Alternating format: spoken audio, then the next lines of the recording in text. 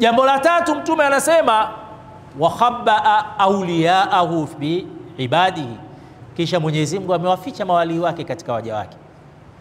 Huwezi kumjua mawali wa Mwenyezi Mungu kwa kumtazama kwa macho. Umekaa tu, mara mtu amekuja, unamdhulumu huyu, unampiga huyu kibao, umemtukana huyu, unajifanya wewe ukikaa unavimba.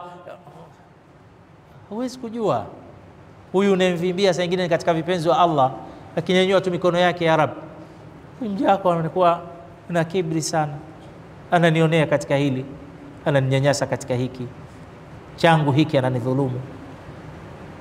Mwenyezi Mungu, muondoshe katika hiyo nafasi yake, muondoshe huo utajiri na mali hiyo anayolingia. Ya Rabbi, mfanye awe maskini katika maskini. Ukajikuta wewe kila siku hali inakuwa duni, inakuwa duni, inakuwa duni, mpaka unakuwa afqar wahid fil alam. Fukara hamna kama wewe katika ulimwengu. Umeelewana?